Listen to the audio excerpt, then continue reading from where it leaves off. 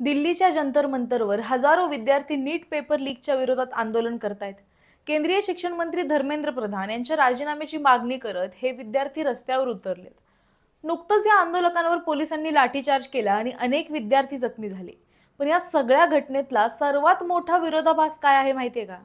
ज्या पेपर लीकच्या विरोधात आज धर्मेंद्र प्रधान यांच्यावर प्रश्न उपस्थित केले जात आहेत, त्याच पेपर लीकच्या विरोधात जवळपास 3 दशकांपूर्वी धर्मेंद्र प्रधान स्वतः रस्त्यावर उतरले होते। एवढंच नाही तर त्यावेळी पोलिसांच्या लाठीचार्जमध्ये ते स्वतः सुद्धा जखमी झाले होते।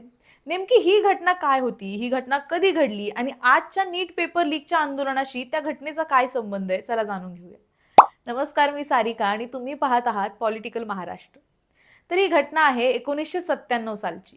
त्यावेळी धर्मेंद्र प्रधान हे केंद्रीय मंत्री नव्हते तर विद्यार्थी नेते होते।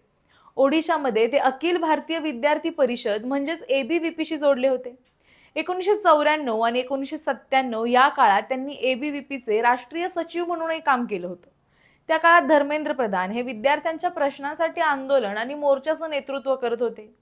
त्यापैकीच एक आंदोलन होतं पेपर लीकच्या विरोधातलं। 1997 मध्ये ओडिशातल्या एका पेपर लीकच्या निषेधार्थ तब्बल 1500 विद्यार्थ्यांसोबत धर्मेंद्र प्रधान यांनी ओडिशा सरकारच्या मंत्रालयाबाहेर आंदोलन केलं। विद्यार्थ्यांच्या या आंदोलनाला मोठ्या प्रमाणावर प्रतिसाद मिळाला होता। मात्र हे आंदोलन सुरू असताना परिस्थिती चिघळली आणि पोलिसांनी आंदोलक विद्यार्थ्यांवर लाठीचार्ज केला। या लाठीचार्जमध्ये अनेक विद्यार्थी जखमी झाले। धर्मेंद्र प्रधान यांनाही पोलिसांचा माराचा सामना करावा लागला। याच घटनेत त्यांना फ्रॅक्चर झाल्याचं सुद्धा समोर आलं होतं। दी न्यू इंडियन एक्सप्रेसनं या बाबतीत वृत्त दिलं होतं। म्हणजेच 1997 मध्ये पेपर लीकच्या विरोधात आंदोलन करणारे आणि पोलिसांच्या लाठीचार्जमध्ये जखमी झालेले धर्मेंद्र प्रधान आज देशाचे केंद्रीय शिक्षण मंत्री आहेत। पण आता जवळपास 3 दशकांनंतर परिस्थिती पूर्णपणे बदलली आहे। आज नीट पेपर लीक आणि परीक्षेतील कथित गैरप्रकारांवरून देशभरात विद्यार्थ्यांचा संताप पाहायला मिळतोय। दिल्लीच्या जंतर मंतरवर मोठ्या संख्येनं विद्यार्थी आंदोलन करतायत। या प्रकरणाची जबाबदारी शिक्षण मंत्री म्हणून धर्मेंद्र प्रधान यांच्यावर निश्चित केली जात आहे आणि त्यांच्या राजीनाम्याची मागणी सुद्धा केली जाते। याच आंदोलनाच्या दरम्यान विद्यार्थ्यांवर पोलिसांनी केलेल्या लाठीचार्जमुळे सुद्धा आता अनेक प्रश्न उपस्थित होत आहेत।